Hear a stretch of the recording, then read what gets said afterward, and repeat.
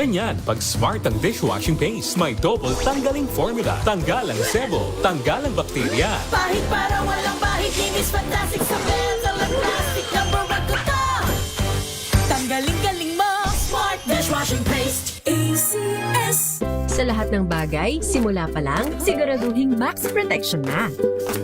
Kasi pag kulang ang proteksyon, baka madaling masira. Sa ngipin, dapat may max protection din. Max sa alaga ng unique toothpaste.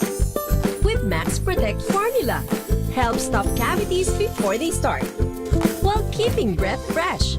Try unique maximum fluoride protection. Para max alaga, max protektado. ACS. Wow, ang saya. Isang barangay na labada, puro mancha pa. Goodbye, pahinga. Mommy, isang laba lang yan sa Pride Bar Blue. May powerful stain-away enzymes na malupit sa dumit mancha. At di masakit sa kamay. Isang laban lang yan. Hello, pahinga. Hello, Pride Bar Blue. ACS. May nagbago. May arte. May budget. Akala nyo lang yon. So solid. White rose papaya, wow, white rose. White rose papaya, wow, white rose. White rose papaya. May glow up with a white rose papaya. White Rose Papaya. May puti power times 2 kasi may papaya at niacinamide. May shea butter and tea tree oil pa. Kutis sulit ang glow up. Glow up with a white rose papaya. White Rose Papaya. Kutis sulit ang glow up. ACS. Hello, Washi! Laundry day na naman! Yay! Anong meron? Mancha ng chocolate, Oh. putik, may libag pa! Kaya natin yan! With Pride Washing Machine Detergent, may triple stain-away formula. Tanggal ang makapit, madikit, at malupit na dumit mancha. Kaya easy-easy ang labada. Mula noon hanggang ngayon! All you need is pride. All you need is pride. ACS. Jiggy Manikad po. Bilang isang broadcaster, mahalaga sa akin ang tamang impormasyon sa lahat ng bagay, kahit sa kape, mapanuri ako. Kaya dito ako susubukan ng MX3 Coffee. Ito'y low acid, cholesterol free, at may vitamin C plus calcium. Sigurado ako sa MX3 Coffee. Dito ako bilib.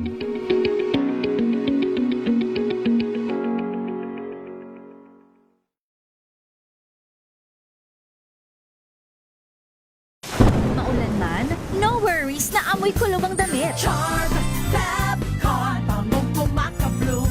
Tanggal amoy kulog sa bango ng charm. Kaya gamit ko, Charm Fab Con with Bloom Fresh technology. Kills 99.9% of kulob-causing bacteria. May aroma burst pa of thousands of flowers and berries. Ang sampay sa loob, no amoy kulob. Pangong pumakabloom sa charm. Charm Fab Con.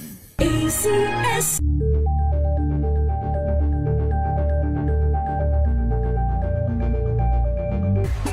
Galalala Fabcon!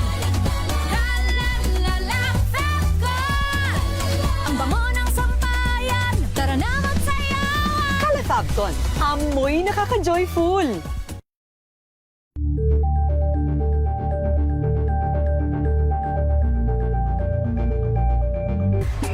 Galalala Fabcon! Galalala Fabcon! Ang bango ng sampayan, tara na magsayawan! Kalafabcon, amoy nakaka-joyful! Tinesting, sinuri, siniyasan. Ang resulta, super effective ang Shield sa pagpatay ng bakterya at virus. Shield Antibacterial Soap. Believe ang mga eksperto sa Philippine Nurses Association. At si Mami, Tiwala ako sa Shield. Shield Antibacterial Soap. Napatunayang mabisa. Ang mga nurse, tiwala. ACS. Galalala Fabcon! Galalala Fabcon! Ang bango ng sampayan, tara na magsayawan! Kalafabcon, amoy nakaka-joyful!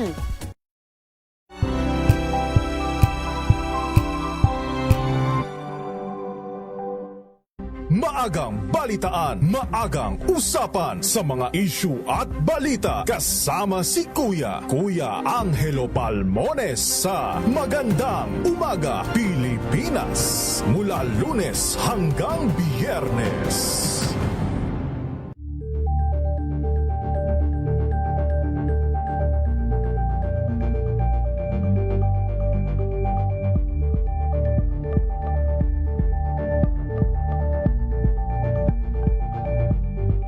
We've got you covered. From the hottest hits, exclusive interviews, kilig to the bones fan meet experience, and hataw performances of your favorite stars. Saturdays, 12 noon, dito lang sa DZRH TV.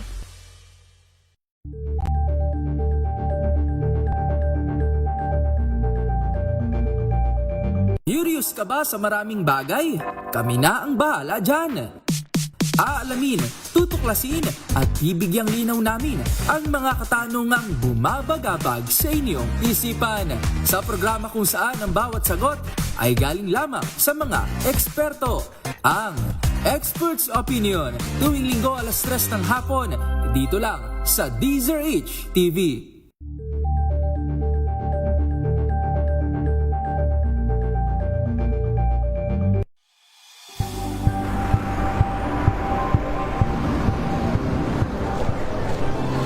ating mga eksperto dito lang sa Expert Opinion. Ito ang The Better News. TNVS. Trending and isang kwento, iba't ibang anggulo. Dito sa Point. Bawat pananagutan at itatalakayin dito sa Hoy. Bawal yan. Pilipino, dito lang sa DZRH. Match of entertainment and lifestyle. Ito ang MBC TV Network News. Una sa Pilipinas, una sa Pilipino.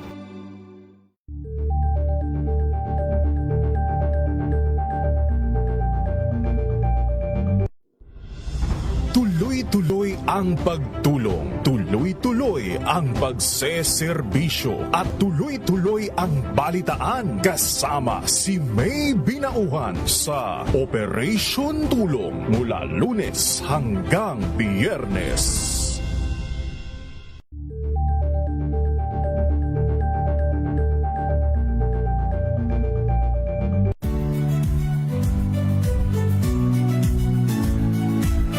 Magandang araw mga kaibigan.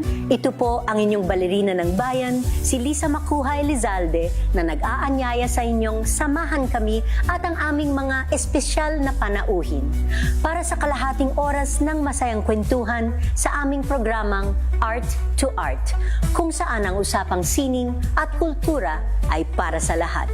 Huwag kaliligtaan, tuwing linggo, 3:30 ng hapon, dito lamang sa DZRH Radio, DZRH TV, at via online streaming.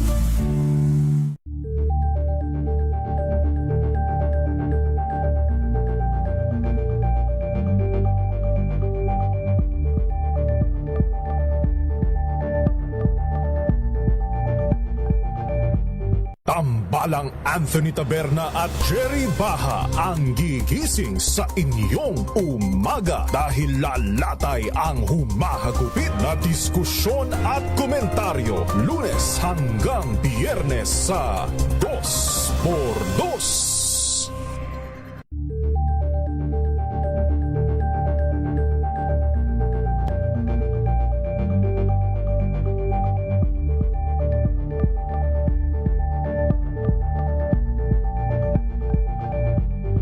Alamin ang mga maiinit na isyung pambayan, mga balitang kailangan mong malaman, usapin sa pamahalaan, politika, ekonomiya at kabuhayan. Ito ang mga dapat mong malaman, pakialaman at...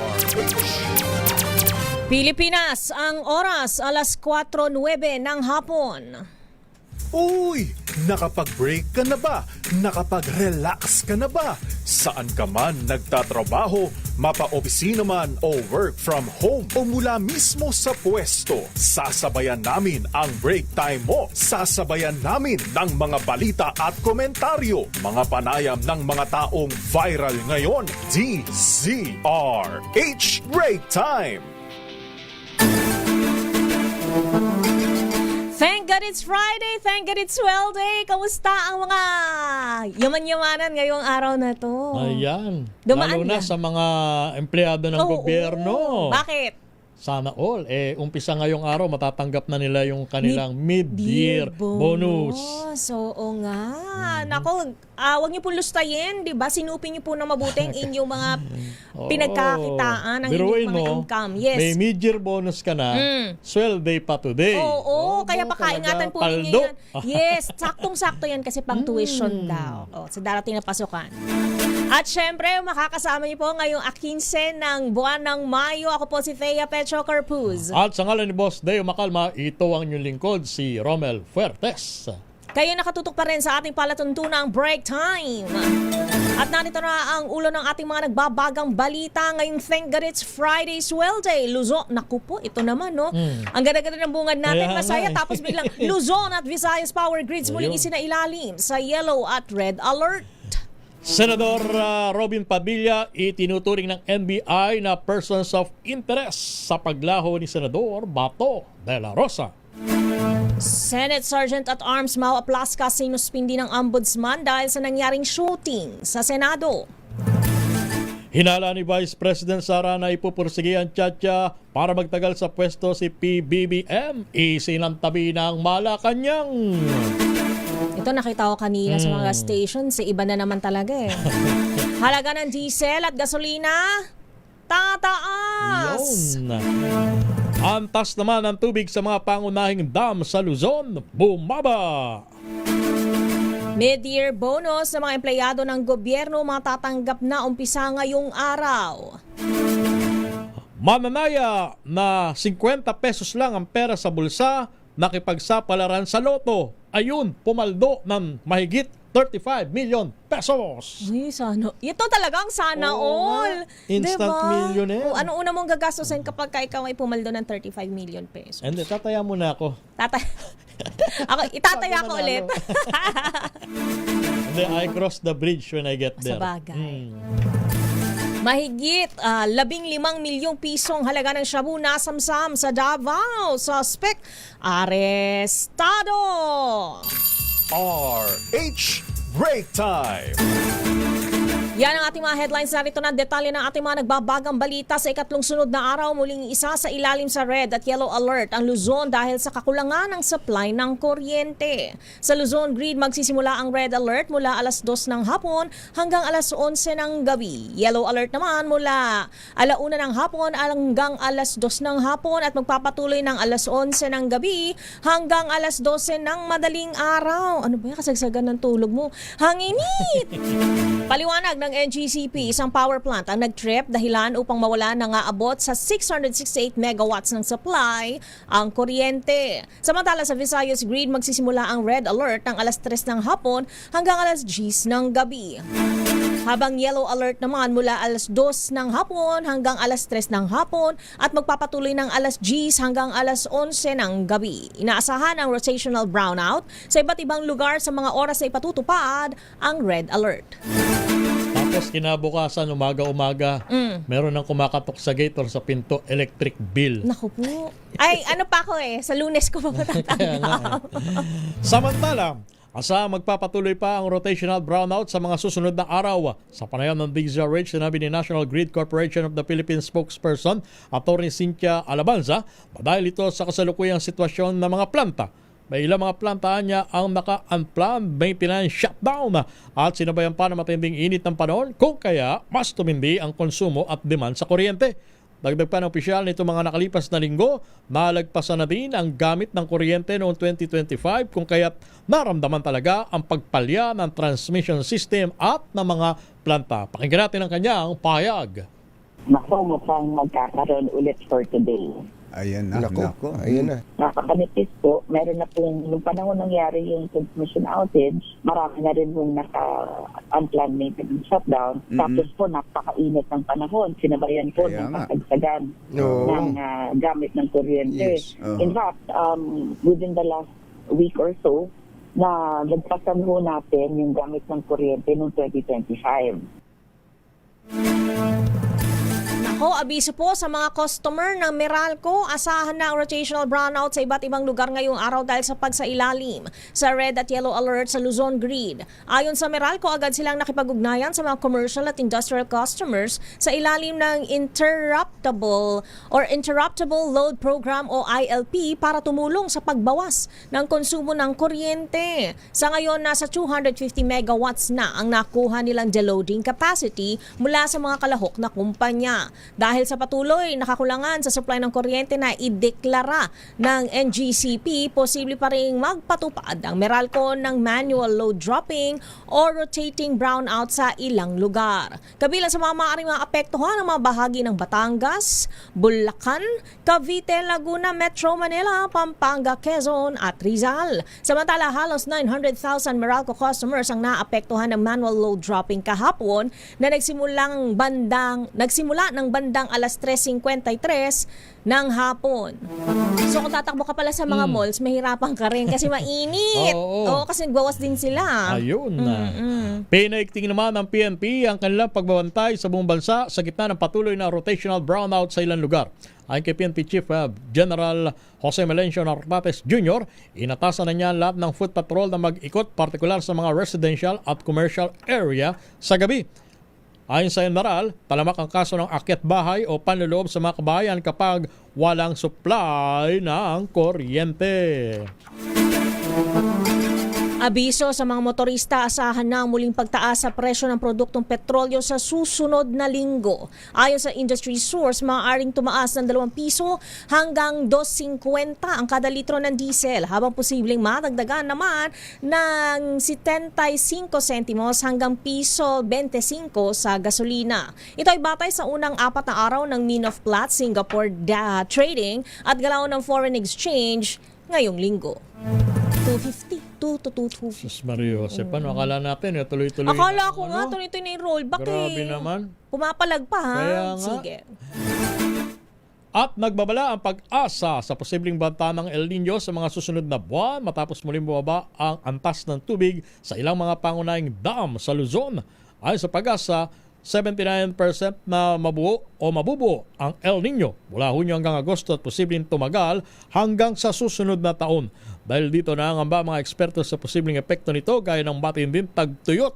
Kabilang sa mga dam na bumaba ang antas ay ang Angat Dam sa Bulacan mula 179.12 meters noong Miyerkules.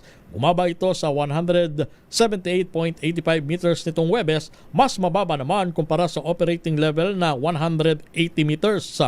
Bahagya rin bumaba ang level ng tubig sa Ipo Dam at Lamesa Dam na pareho malaga sa distribusyon ng tubig sa Kamaynilaan. Nakitaan din ang kaparehong pagbaba ang hydroelectric dams sa Northern Luzon, kabilang ang Buklao, Binga, San Roque, Pantabangan at maging ang Caliraya Dams. Ayon sa pag-asa, bagamat maliit lamang ang ibinaba ng mga ito, posible makaapekto ang pagbaba ng level sa produksyon ng kuryente, lalo na ngayon tumataas ang demand dahil sa matinding init ng panahon. Samantala, pinatawan ng Ombudsman ng 6 na bang preventive suspension si Office of the Surgeon at Arms o OSAA Head Mau Aplasca. Kaugnay ito ng kaguluhan at shooting incident sa Senado na sinundan ng pagkawala ni Senator Ronald Bato de la Rosa. Matatandang inamin ni Aplasca na siya ang unang nagpaputok ng warning shot laban sa ahente ng NBI sa GSIS building. Samantala, suportado ng mayorya ng Senado ang aksyon ni Aplasca sa nangyaring putukan ng baril noong Miyerkules, Mayo at 13 na umano ay justifiable. Okay, maraming na endanger na kaya kudos po kay Raymond Dadpaas, Giselle Ricafort, sila yung mga italaga natin frontline din sila di ba? Saludo sa lahat ng mga na taga-industriya na paano mo sabihin, isinugal ang kanilang buhay itinaya ang kanilang buhay para lang talagang maibigay sa atin ang akmang balita ng mga sumandaling iyon. Maraming salamat at saludo po sa inyo. Umapila si Senate President Alan Peter Cayetano sa Ombudsman na dapat ding suspindihin si NBI Director Attorney Melvin Matibag. Ito'y kasunod ang anunsyo ni Ombudsman Jesus Crispin Remulla na papatawan ng 6 na buwang preventive suspension si Sergeant at Arms Mau Aplasca. Ay kay Cayetano para maging patas ang investigasyon at walang manggulo sa pagsisimula ng impeachment trial laban kay Vice President Sara Duterte sa Lunes ay dapat suspindihin din si Matibag.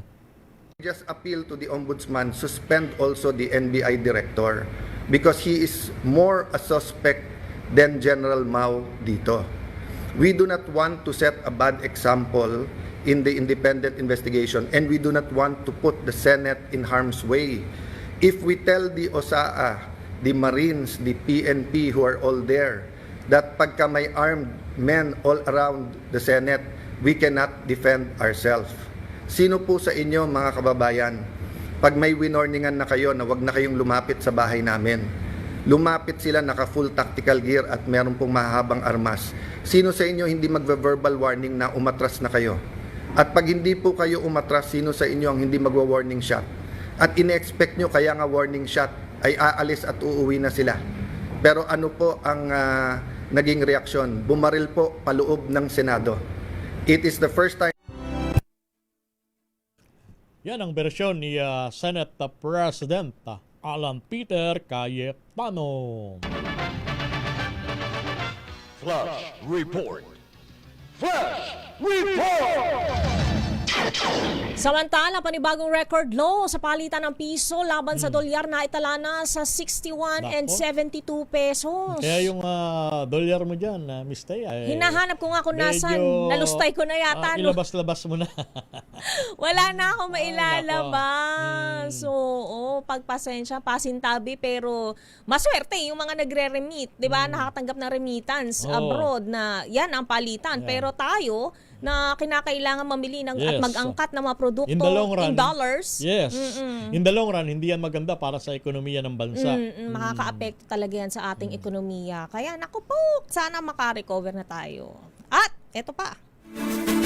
Tuloy pa natin ang pagbibigay ng detalye ng ating balita. Hinamon ni Ombudsman Boying Remulla si Senator Ronald Bato de la Rosa na magpakatapang bilang dating pinuno ng Philippine National Police. Sa press conference sa Ombudsman, patanong na sinabi ni Ombudsman Remulla kung ganito ba ang dapat na isang iniidolo ng bansa. Giit niya, harapin nito ang kaso laban sa kanya. Narito ang bahagi ng pahayag ni Ombudsman Boying Remulla. Sagutin mo yung mga, sabihin mo kung wala ka talagang kasalanan, harapin mo. Anong klaseng tao yan? Di ba? Ganyan ba dapat maging senador natin? Tumatakbo sa batas? Is that the hero we want to portray? Diba? Managot siya, harapin niya lang ang mga panata at sagutin niya na maayos kung wala talaga siya kasalanan. Flight is an indication of guilt. Diba? That's a very basic tenet of criminal law. Flight is an indication of guilt. Samantala, binanggit din ni Remulla na kasama sa iniimbestigahan sa nangyaring putukan sa Senado sina Senator Jinggoy Estrada at Senator Robin Padilla.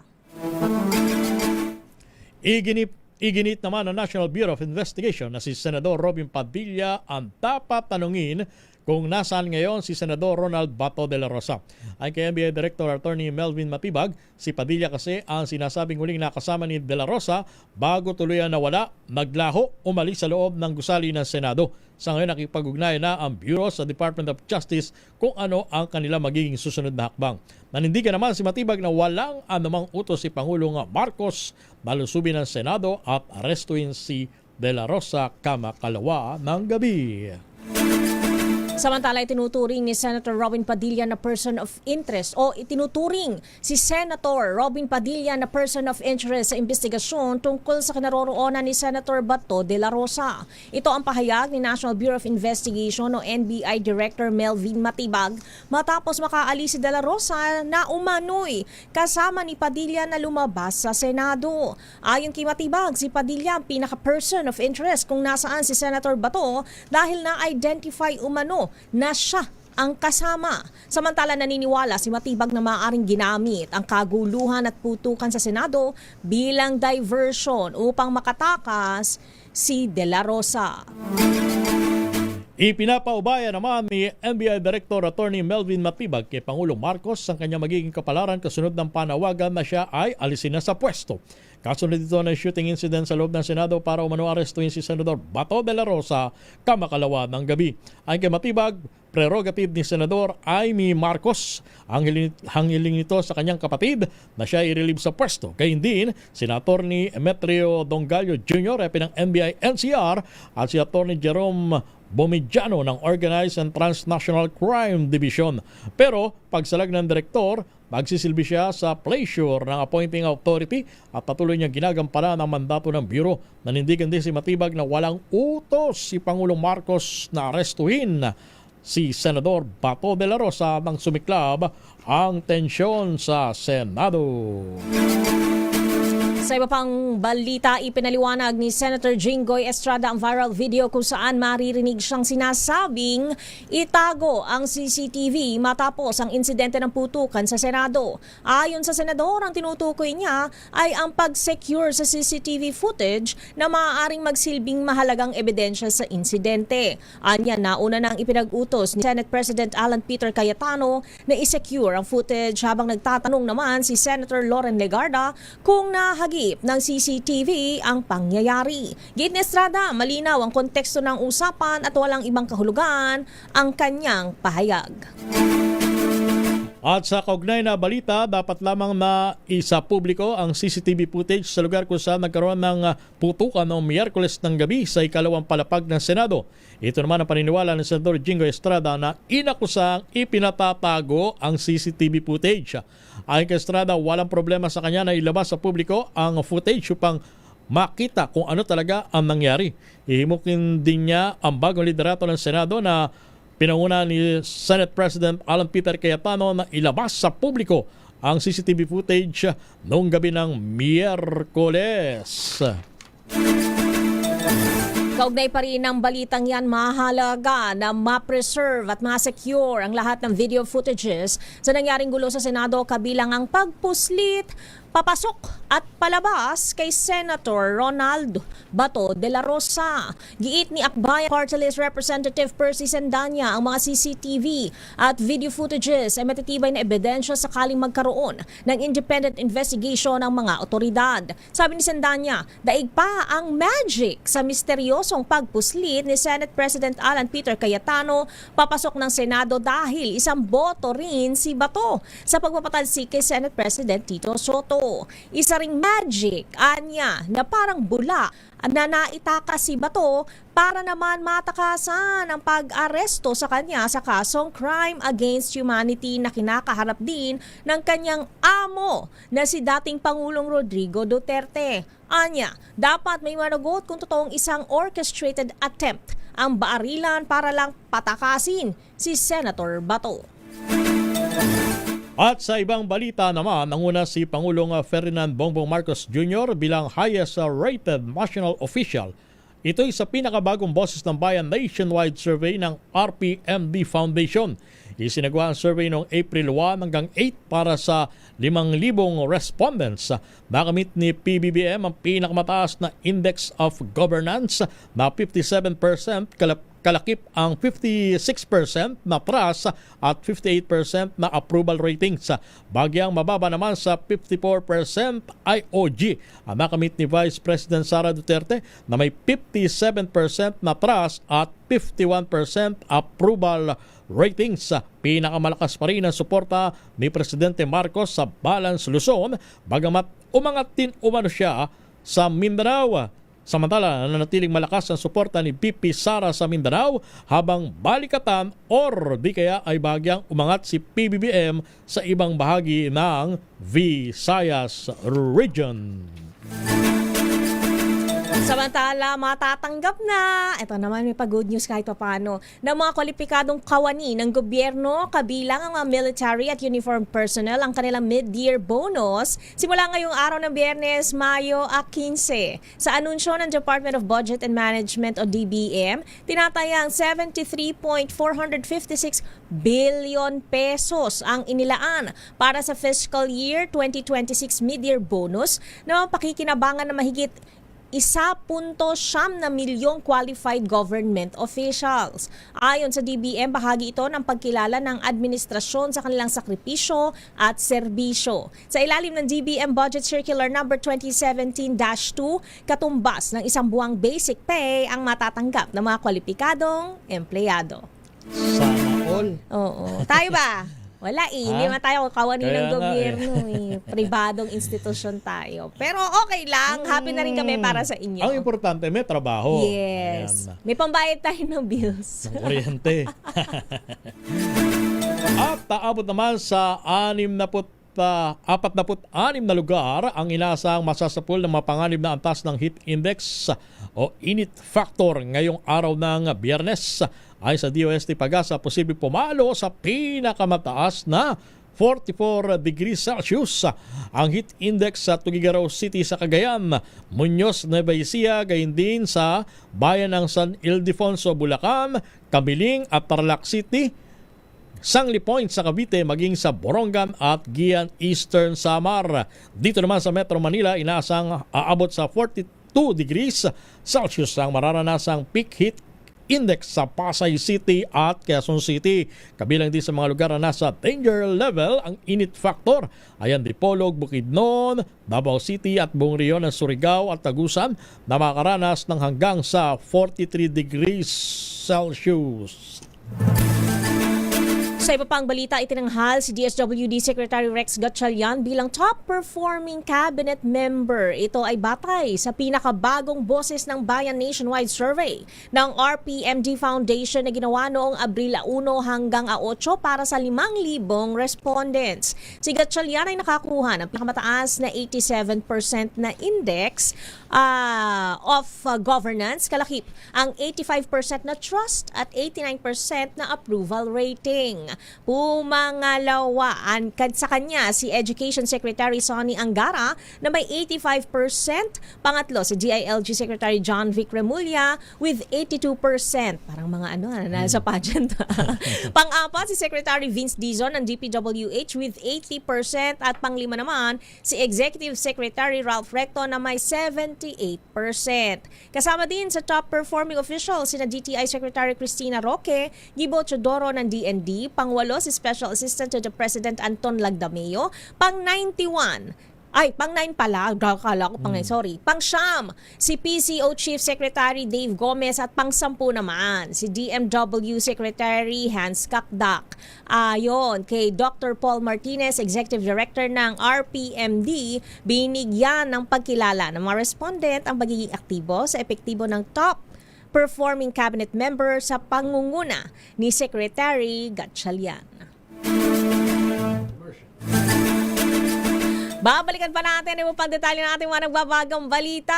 Standby lang po sa ating mga reports at syempre, standby din sa ating mga masugid na tagapakinig dahil mamaya ay tatawagan na natin kung sino nga ba ang maaaring makatanggap. Yan ang ating munti pa premyo, makatulong man lang sa mga gastusin ninyo sa pang-araw-araw. Di ba? Pantawid gutom. Kahit pa paano. Malaking bagay na rin ang 500 piso sa mga panahong ito. Mga panahong ito, napakaswerte mo kung ikaw ay makakain 3 beses sa isang araw. Correct. Kaya Pilipinas, ang oras, 4:33 ng hapon, kayo ay tumutok lamang sa break time. Ang oras na yan ay hatid.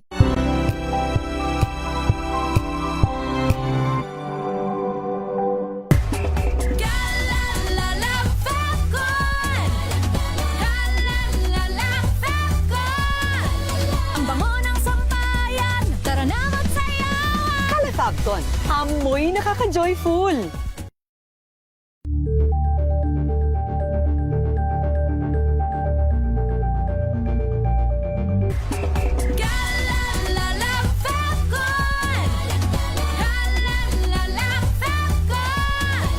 Ang bango ng sampayan, tara na magsayawan. Fabcon, amoy nakaka-joyful.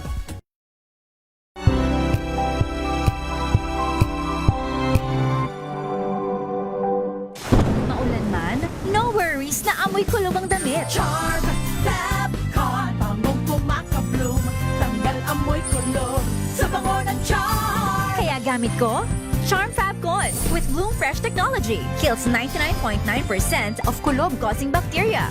May aroma burst pa of thousands of flowers and berries. Ang sampay sa loob, no amoy kulob.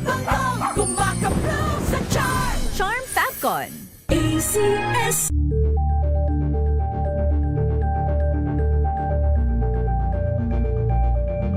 Hello, Washi! Laundry day na naman! Yay! Anong meron? Mancha ng chocolate, putik, may libag pa! Kaya natin yan! With Pride Washing Machine Detergent, may triple stain-away formula.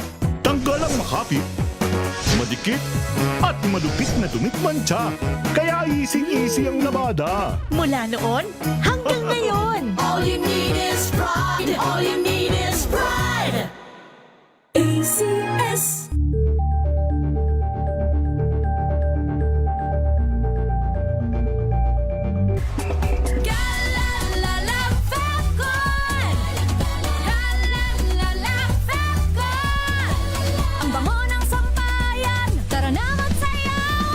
Fabcon, amoy nakaka-joyful.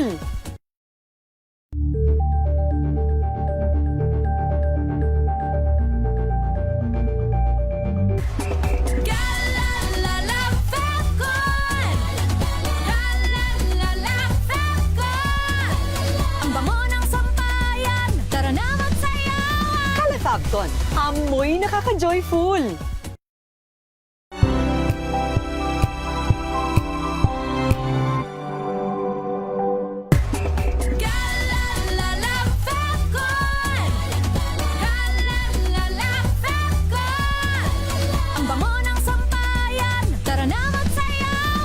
Fabcon, amoy nakaka-joyful.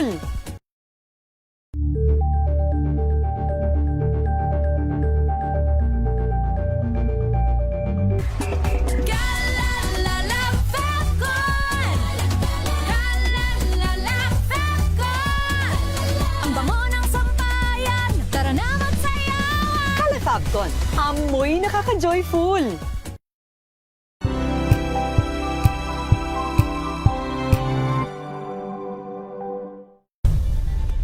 Nagsimula sa pangarap hanggang sa maabot ang tagumpay. Iba't ibang kwento, iba't ibang mukha ng atletang Pilipino. Mas pinatindi, mas pinalakas, at mas pinaaksyon sa Match Point tuwing Sabado, 12:30 ng tanghali sa DZRH TV.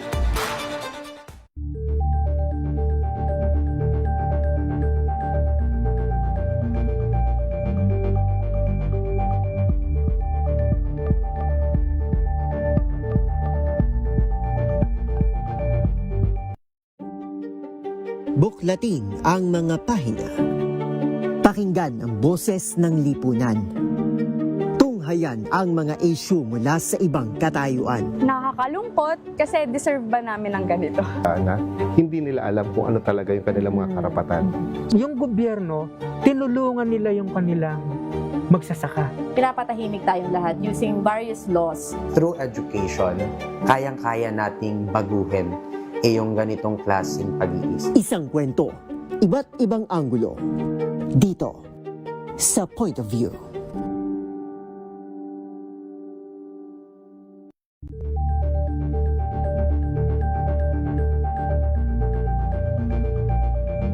Tumunog na ang gandingan para sa kalikasan. Ang itinanghal bilang Best AM Radio Program Host ay si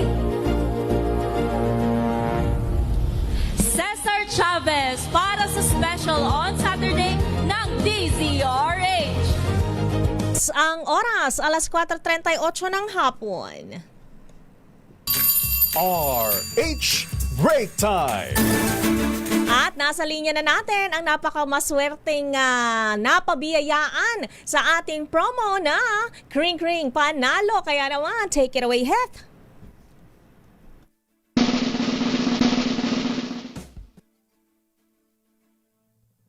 Anyan na rin sa drum roll natin, Het. Makinig maigi! Ito na ang chance mo na manalo ng instant 500 pesos kapag darinig mo na ang mahiwagang kring-kring tignan mo na ang iyong cellphone, baka ikaw na ang susunod naming winner sa Kring Kring Panalo Malakas sa telepono. Para sumali, bisitahin ang Facebook page ng DZRH, fill up pa ng Google Sheet na nakapin sa DZRH FB page at hintayin ang aming tawag sa telepono. Kring-kring na! Kring-kring! Magandang hapon sa iyo, Maricel Roque. Magandang hapon din po. Yes, kayo po ay taga? Taguig po. Uy, Taguig. Ano ba ang specialty ng Taguig? Hindi ko alam eh. Ano ba, meron bang special sa meron Taguig? po kaming ngayon. Ano yun? Meron festival. Festival, Anong pesta. festival? Anong festival? Melon po. Oo, melon. Wow. Ang tanong natin, Ate Maricel Roque, hindi na natin pahihirapan pa. Anong himpilan ng radyo ang kauna-unahan at number 1 sa Taguig City? At sa buong Pilipinas. Of course. DZRH po. Congratulations! Ayun. Dahil dyan, hindi na rin magpapatumpik-tumpik si Wina Pearl kung paano ka ba bibigyan ng 500 pisong papremyo dahil nasagot mo ang ating mahiwagang katanungan ngayong hapon na ito. Congratulations, Maricel Roque ng Taguig City. Thank you po. Maraming salamat. RH Break Time! At dumako na tayo sa ating mga reports. Pangulong BBM, pinaaaproba ang implementasyon ng mga prioridad na proyekto at programa. Idatal mong balitang yan, RH14, Leth Narciso. Miss Leth. Kaya nagtulong ang ilang ahensya ng gobyerno sa Malacanang para i-assess ang implementasyon ng mga proyekto at programa ng administrasyon. Kasunod ito ng utos ni Pangulong Bongbong Marcos na bilisan ang pagpapatupad ng mga prioridad na proyekto at programa para mapalakas ang paglago ng ekonomiya sa harap ng mga pandaigdigang hamon. Nakasama ng Executive Secretary Ralph Recto sa meeting ang mga opisyal ng Department of Agriculture, Department of Transportation, DPWH, DepEd at BBM na nangangasiwa sa big ticket programs. Tinalakay ng mga ito ang mga issue sa paggugol ng pondo para mapabilis ang proseso sa pagitan ng disbursements at releases. Nabatid na sa ngayon ay umaabot na sa 1.2 trillion pesos ang naipalabas na alokasyon, kaya naman umaasa ang ehekutibo na mararamdaman ito ng publiko sa lalong madaling panahon. Targeting agarang maresolba ang ilang understanding. Inilatag naman ng mga opisyal ang mga bagong patakaran sa procurement na magpapabilis ng acquisition para maiwasan ang pagkaantala ng delivery. Ito si Leth Narciso para sa DZRH. Una sa Pilipina, una sa Pilipino. Samantala, alamin pa natin ang iba pang detalye sa panawagan ni Senate President Alan Peter Cayetano na suspindihin din si NBI Director Matibag. Raymond at Paas sa detalye, paring Raymond. Paring Romel, humirit si Senate President Alan Peter Cayetano sa Ombudsman na dapat ay suspindihin din si NBI Director Melvin Matibag. Ito ay kasunod ng 6 na buwang suspension kay retired General Mawa Plasco na siyang Chief of the Sergeant at Arms o USAC. Ayon kay Cayetano, welcome sa kanilang gagawing investigasyon ng Ombudsman sa nangyaring barilan. Ngunit sana ay sinabihan sila sa suspension kay General Plasco dahil magkukuntin na sila bilang impeachment court sa Lunes. Kailangan nilang matiyak ang seguridad at walang mangguguli at sila ang mapagbibintangan. Dito kay Tano, mas suspect si Matibag kaysa kay Plasco sa nangyaring putukan sa Senado, kaya dapat lang siya suspindihin din. Ito si RH20, Raymond Advance para sa DZRH, una sa Pilipinas, una sa Pilipino. Maraming salamat lang kay Raymond. Samantala, Senator Robin Padilla pwedeng maharap sa kasong obstruction of justice and harboring a fugitive. Idetalye mo balitang yan. RH12, Milky Ganan. Manang Milky! Teya at Romel binalaan si Senator Robin Padilla na maharap ito sa kasong obstruction of justice and harboring a fugitive.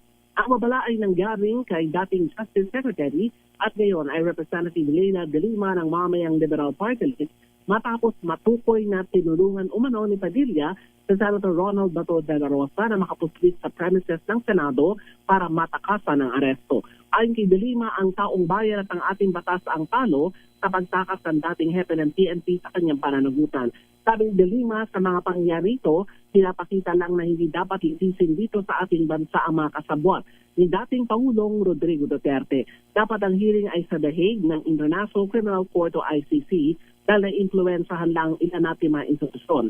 Nagpapani de Lima, hindi sa magtataka kung ang nasa likod ng pagtakas ay mismong sa Senate President Alan Peter Cayetano dahil botante niya ito sa naganap na Senate coup.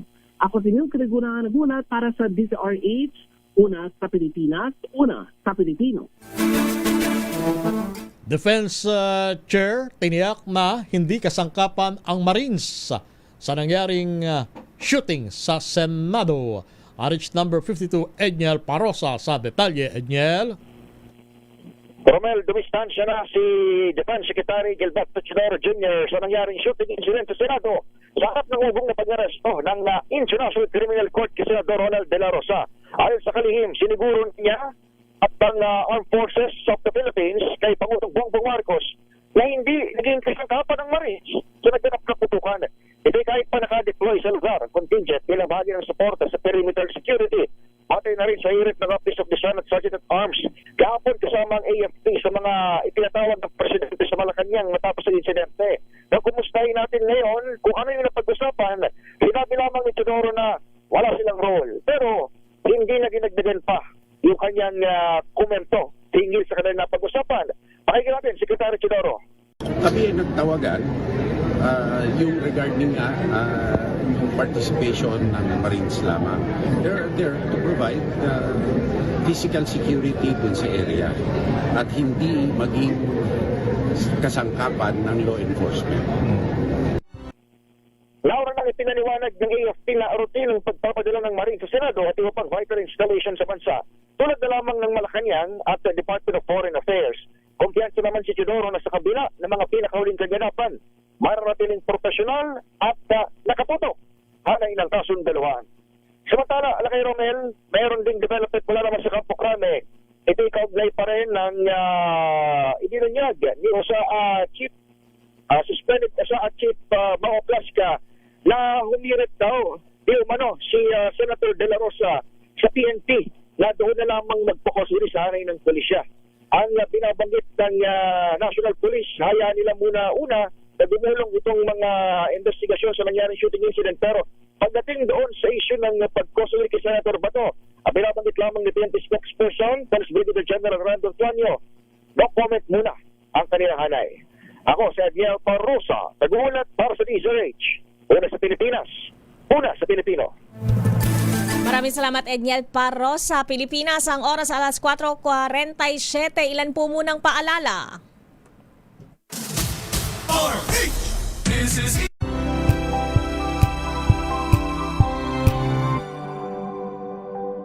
This Saturday on Scene Zone, confessions ng isang events industry veteran. Meron ako mga ganyang event, ang daming pinalagay, wala namang lumapit. So sabi ko nga sayang. Nag-present ka ng concept, hindi tinanggap, and then nung nag-event, exactly the same. Pinaka-weird na request ng isang client. Ang hihingin sa iyo is yung buong mundo, pero ang kaya lang palang bayaran ay isang maliit lang na piraso nun.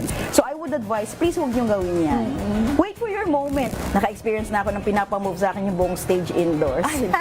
Alas 12 ng tanghali, dito lang sa DZRH TV.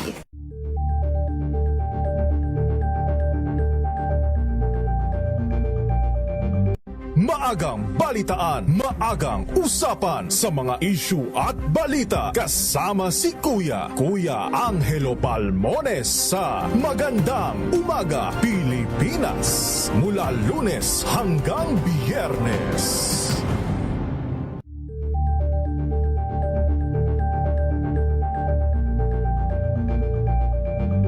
We've got you covered.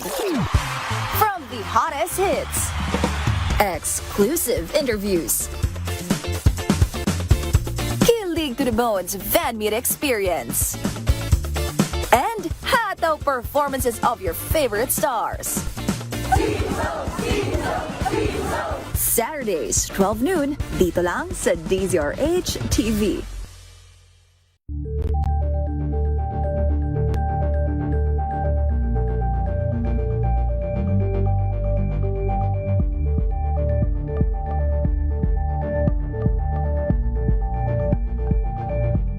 Curious ka ba sa maraming bagay? Kami na ang bahala dyan. Aalamin, tutuklasin at bibigyang linaw namin ang mga katanungang bumabagabag sa inyong isipan.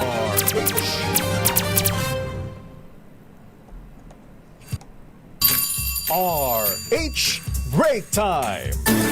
Wala mo ng basehan at walang sustansya ang sinabi ni Vice President Sara Duterte tungkol sa charter change. Iyan ang reaksyon ni Palace Press Officer Claire Castro sa pahayag ni VP Sara na inuuna lang ang administrasyon o ng administrasyon ang pagpapakulong sa mga may kaso sa International Criminal Court gaya ni dating Pangulong Rodrigo Duterte at Senator Bato de la Rosa bago isunod ang Chacha.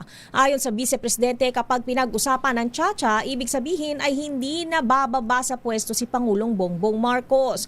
Mariin naman itong pinabulaanan ni Castro. Sabi ng Palace official, nakakahiyang magkomento sa mga walang basihan at walang sustansyang pahayag ng pangalawang Pangulo. Lumahok na din ang Pastoral Council for Responsible Voting o PPCRV sa panawagan sa Senado maagad mag-convene bilang impeachment court para litisin si Vice President Sara Duterte. Inamon din ng PPCRV ang mga senador bagawing patas, impartial at transparent ang paglilitis batay sa ebidensya at batas. Nagbabala ang grupo na sakaling hindi makamit ang naturang pamantayan, tiyak na maapektuhan ang kredibilidad ng institusyon at kahit maging ang ekonomiya ng bansa. Binanggit ng grupo na dahil na-transmit na ng Kamara ang Articles of Impeachment sa Senado, ang susunod na yugto ng constitutional process ay nasa bakura na ng mataas na kapulungan. Bukod sa PPCRV, nagpahayag din ng kaparehong saloobin ang Makati Business Club, Management Association of the Philippines at ilang paang samahan.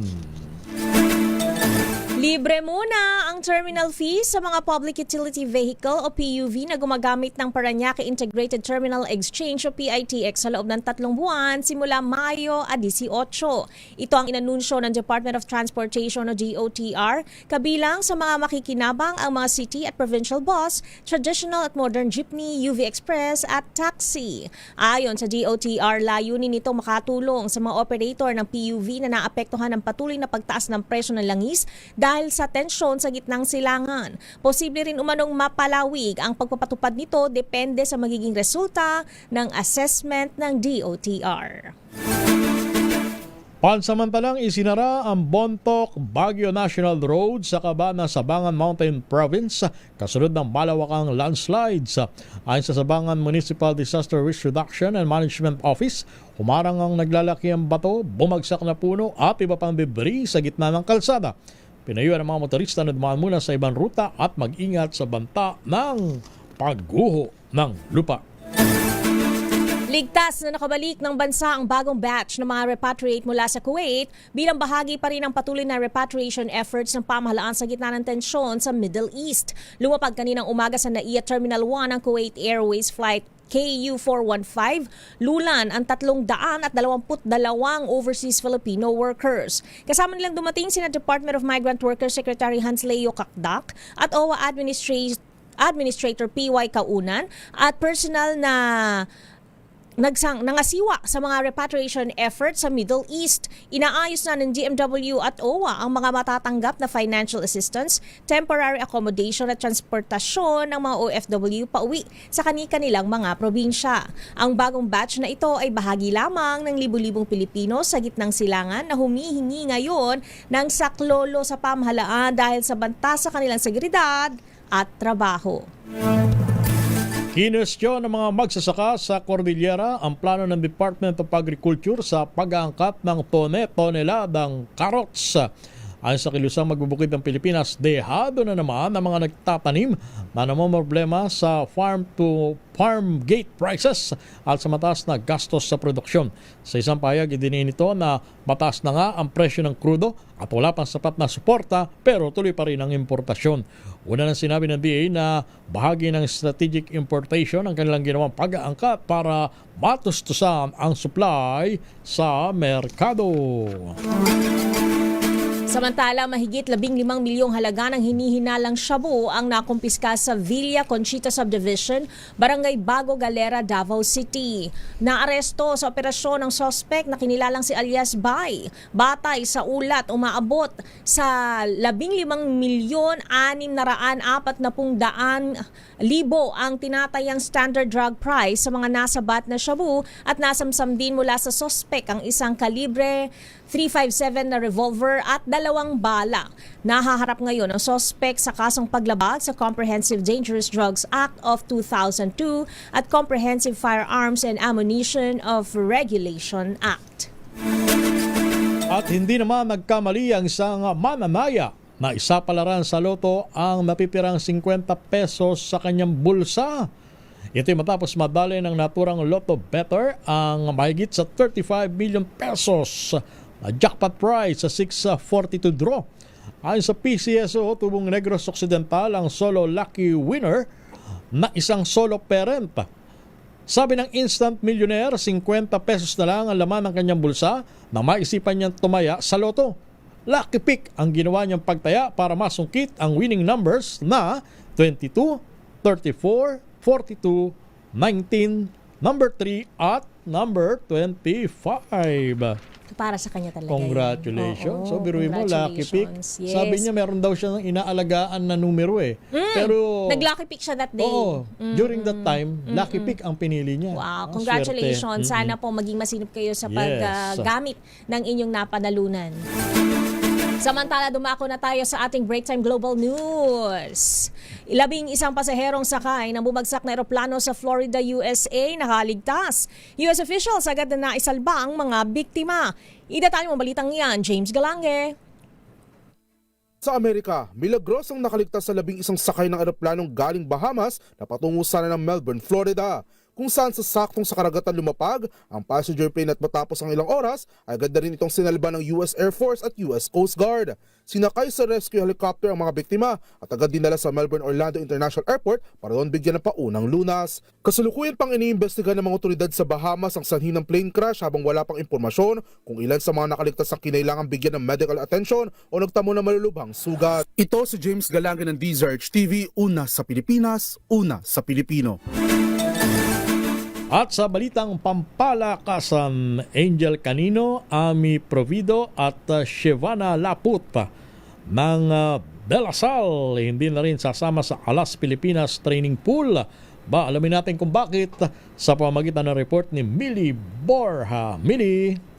Nagdesisyon na rin ang Alas Pilipinas players na sina Angel Canino, Amy Provido at Shevana Laput na hindi muna sumama sa training pool ng Alas Pilipinas para sa nalalapit na AVC Women's Cup na gaganapin mula June 6 hanggang 14 sa Canton City. Sa isang pahayag noong Webes, sinabi ni Canino na napagdesisyonan nilang unahin muna ang pagpapagaling at pagpapahinga ng kanilang katawan matapos ang matinding kampanya sa UAAP Season 88 kung saan nagtala ang LaSalle Lady Spikers ng perfect 16-0 sweep patungo sa kampyonato. Ayon kay Canino, isang malaking karangalan ang maimbitahan sa national team training pool at makapaglaro para sa bansa. Ngunit kailangan muna nilang mag-recover mula sa nakakapagod na collegiate season upang maibigay ang kanilang pinakamahusay na laro sa hinaharap. Dagdag pa niya, naiparating na nila ang kanilang desisyon sa Philippine National Volleyball Federation at kahit hindi sila makalalaro sa pagkakataong ito, buo pa rin umano ang kanilang suporta sa Alas Pilipinas para sa AVC Women's Cup 2026. Si Canino ay naging bahagi ng Alas Squad na nagwagi ng bronze medal sa AVC Women's Cup noong 2024, kung saan itinanghal siya bilang best opposite spiker kahit hindi iyon ang kanyang natural na posisyon. Noong nakaraang taon, bumalik siya sa kanyang posisyon at kinilala bilang AVC best outside spiker matapos pumunuo ng Alas Pilipinas hanggang sa finals bago matalo kontra Vietnam. Naglaro rin si Canino at Provido sa 33rd Southeast Asian Games habang matagal na rin kabilang si Laput sa mga minomonitor ng Alas Pilipinas program sa nakalipas na 2 taon. Kabilang ang LaSalle Trio sa mga pangunahing manalarong hindi muna sasama sa national team ngayong taon, kasama sina Gia de Guzman, Bella Belen at Alaysa Solomon. At yun ang mga latest updates sa mundo ng sports. Ito si Millie Borja ng DZRH TV, una sa Pilipinas, una sa Pilipino. At umako naman tayo sa ating break time showbiz. Bella Padilla, iginiit na magkaiba ang kanilang paniniwala at pananaw ng tiyuhin na si Senator Robin Padilla. Itatali mo balitang yan, Angelica Cosme. Kasunod ng mga kaguluhan sa Senado, partikular na ang mga isyong nag-uugnay kay Senator Robin Padilla, nadadawit din online ang kanyang pamangkin na si Bella Padilla. Ang aktres bumuelta sa netizen na kine-question ang kanyang pagsasalita tungkol kay Senador Bato de la Rosa, ngunit tahimik umano ito tungkol sa kanyang tito Robin na isinama pa umano ni Bella sa kanyang latest project. Paliwanag ni Bella, wala siyang kinalaman sa casting ng naturang palabas. Disyembre pa raw nang maisali siya rito habang kamakailan lang naging bahagi ng cast ang tiyuhing senador. Kasunod niyan, iginiit din ng aktres na bagamat magkamag-anak sila at malaki ang pasalamat sa kabutihan ng actor-politician sa kanilang pamilya, ay nananatilian niyang magkaiba ang kanilang paniniwala at pananaw sa buhay. Maugunita ng maliban sa ugnayang De La Rosa at Padilla, laman din ng mga balita noong nagdaang araw nang magkainitan sila ni Senator Kiko Pangilinan sa Senado. At yan ang latest sa mundo ng mga sikat. Ito po ang inyong showbiz angel ng DZRH TV, una sa Pilipinas, una sa Pilipino. At batiin lang din natin ang masugid nating taga-subaybay. Uy, I sige. think mula sa Marikina to Nakilala niya tayo kanina, si Lito Oliveros. Oliveros of Marikina. Yeah, I suppose Marikina siya. Oo, Lito dyan ko siya Oliveros nakita of kanina. Marikina. Yes. Yes, Maraming good afternoon. salamat po sa inyong pagtutok sa atin, palatuntunan at sa ating himpilan. At yan na po ang kabuuan ng ating programang Break Time. Nakasama niyo po ngayong Thank God It's Friday. Ako po si Thea Petro Carpuz. At sa ngalan ni Boss Deo Macalma, ito ang inyong lingkod, si Romel Fuertes. Ay, congratulations of course. Uy, Kilala kay kanino? kasi di ba nanalo sila ng Sa golf? Oo, sa golf. Ayan, congratulations. Parang si Boss Junnik daw din Junnik nanalo daw, din. Oo. nakadali din, ano? Congratulations Oy, po sa inyo. congratulations. Pilipinas, susunod na balansyado po mabalita hatid sa atin ni Ka Henry Urit, Miss K. Karen Oyong. Ang oras alas 5:00 punto. Ang oras ay hatid sa inyo ng Eye Care Center ng Makati.